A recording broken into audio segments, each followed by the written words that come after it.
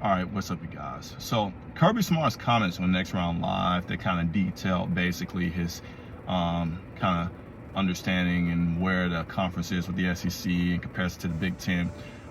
Made me think about basically that as much as guys may look at it and how the Big Ten has been, it's been really a leveling out process. You know, it's been basically this cultivated process within the college football landscape. And what I mean by that is simply that given the SEC right now, you know, and everything, and given the Big Ten, you know, as much as they've thrown their punches in, it's still been this dominant bout with the SEC. The SEC has still been dominant. It's just the thing is with college football, it needs more growth instead of this calculated, this calculable landscape. It needs to be vast, basically.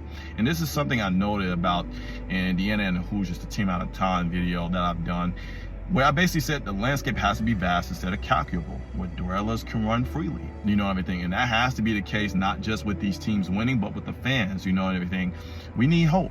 We need a light in the darkness. As much as this is entertainment, the strings kind of pulling these things behind the scenes to kind of draw us to it, you know, whatever. We need something to happen to where it shows hope, you know, and everything. And in that video, I talked about the Cinderella tale, you know, and everything, which Indiana was. And they won the national championship. But the thing is, not saying that the Cinderella has to win. It needs to be in this equation where there's cultivation, where it's not just the SEC every year. It's not just the Big Ten every year, you know, everything. Or within these conferences, you know, and everything, like Clemson, Alabama, Georgia, Ohio State. How many teams you could throw in the hat that has won a national championship within this run, you know, everything.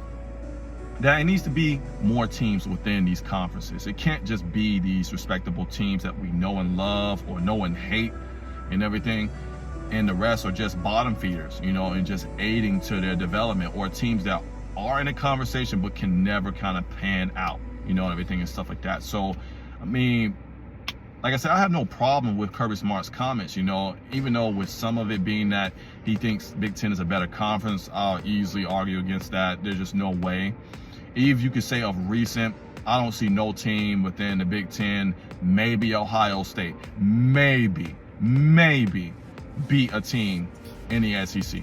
Obviously, maybe the trasher teams, but I even think Auburn would give Ohio State a good game. And obviously, people would just call me dumb, idiotic, or just say you're an idiot, and just throw just whatever you want to throw at me. I can take the tomatoes, you know, and everything. I'm not no comedian. I'm just a content creator.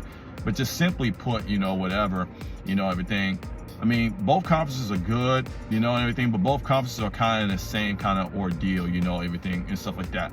It's kind of like you got to have cultivation and growth, you know, everything, and build more of your roster, you know, if you want to bolster this like this is a video game. When I look at your conference, I want to see characters that I can select that all have respectability. You know, NCAA football has this, you know, whatever, where you can win with a lot of teams, but in real life, that's not the case. So, I mean, like I said, you know, I see this with every conference. It's not just the SEC.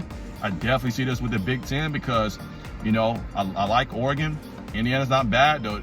I mean, they're going to be consistent, but can they consistently win, you know, and stuff like that, especially with the run Kirk Sinietti's doing in there. Michigan, do I gotta say it? I don't gotta say it with them. Ohio State, they're always there, but it's really just always them. What about Wisconsin? What about Nebraska? You know, what about Washington? You know, and everything. Iowa. A lot of these other teams, I mean, they ain't really saying much in the Big Ten. The SEC, I mean, you could say Georgia. You could easily say Alabama, obviously. LSU, if they figure themselves out, you know, and everything. Texas, Oklahoma, you could easily say these teams, you know, given the SEC that, I mean, there's respectability to it. Missouri, you can say that as well, you know, everything. So, I mean, Texas A&M, I mean, I can keep throwing teams in there that's going to give Big Ten a run for their money as much as the Big Ten is giving the SEC a run for their money. But like I said, notice I'm just saying the Big Ten and the SEC. What about the ACC? It's just really at this point Clemson and Miami, and you don't know what else is going to happen with that, you know, and everything and stuff like that. What about the Big 12? There's not really much going on there. So it's just really like it needs to be this leveling out process in college football, where not to say that me being an SEC guy, given I'm an Auburn fan, we should just continue losing. It should just be that basically like there's more cultivation within every conference. That's really is what is needed. Because like I said, outside the top 3 or 4 teams in these conferences, the rest are bottom feeders. But I mean, at this point, I mean, that's really all I got to give as far as an assessment to this, you know, and everything. I hope you guys are well, and like, comment, subscribe. God blessings, and War Eagle. Yeah, there's no doubt. Your team, the college football landscape has really changed. The Big Ten has won 3 straight championships. 3 straight. I mean, that's just crazy. The SEC dominated What's your it for so theory long. on that? Let me hear it. Why? You really want my theory? I want your theory. Yeah, I want to Okay. hear it because we just had more draft picks than them. That's right. Not in Overall. not in the first. That's right. That was a flip in the first. 'Cause Right. They had more in the first than SEC did. Yeah. But why do you Okay, think so here's my theory. As a football coach, you're not going to like my theory. I'll go ahead and tell you, okay?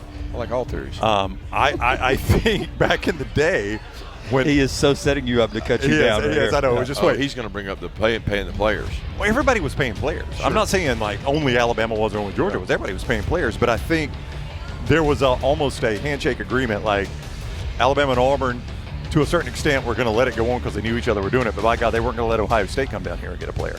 Right. Or Georgia and Florida. They knew battling over South Georgia. We're both cheating a little bit, but we're not going to let Michigan come get a player. Well, now it's free game.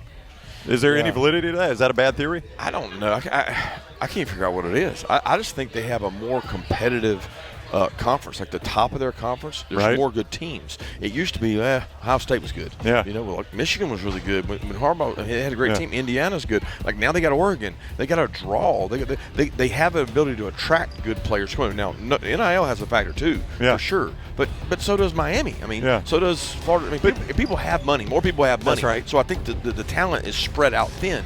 Where before in the SEC, it was a magnet to talent. That's the right. disparity was so great that it was like you couldn't mess it up. You'd win regardless. And now it's like, okay, it's more even. And it's just been 3 in a row. But it's crazy. Like when you were over here as a defensive coordinator, you would not have taken the Indiana job under any circumstances. No, probably not. There is no way they would have pried you away from Tuscaloosa. You were waiting for a better job than that. I agree with that. And now it's a national championship program, so it just shows you how quickly things can change in this landscape. That's true. It can change quick, but that doesn't explain why the Big. No, I agree with you. That doesn't explain why the Big Ten's been able to do that, and that's just, you know, I have so much respect for them. I'm like, are they better coaches than us? Are they? And that's what all our coaches say. They're like, I think Joel Klatt says that. Yeah, I mean, people have said that. I don't think that's the case because I don't think they're taking less talent in theory and doing more with it. Now, the other theory is, and this is what nobody likes to hear, is it's a lot of SEC coaches say this in my meetings. They say they don't have the grind we do. There's no way. They play 3 of their 9 games are hard. Their bottom 4 games are not our bottom 4 games. I'm going to play Starkville and Vanderbilt's in my bottom 4, and I'm holding on to my butt to be able to play at noon on Saturday at Starkville and playing a good team who beat Arizona State, who goes and plays these other teams. So there is a theory that we're beating each other up, and it's like the intensity, and it wears you down. Yeah. I mean, Texas and Tennessee went to overtime in Starkville this year. Texas is a pretty good team, and both they both went to overtime. I was about to say Texas played Tennessee in Starkville. No. I'm following you. Yeah. So how that would have been a fun game. From when you were? But that's my point. No, I see it. They're not getting that, and that's I'm not going to say who says it all the time, but he's one of the SEC coaches, and I don't want to use it as a cop out, but it's like, dude, they're not even having to do their best plays. They're not even stressed during the week, and I'm like, well, I'm stressed no matter who I play. That's right. That's just how I'm wired. But their players get a mental relief, and then it's like, boom. They get to go to the playoffs and crank it up, you know. And, I mean, Miami beat, 3 or 4 SEC teams? They beat 3 or 4 SEC teams, but they didn't play the gauntlet that they played earlier in the year. Do you know how many NFL draft picks Miami faced in their conference schedules?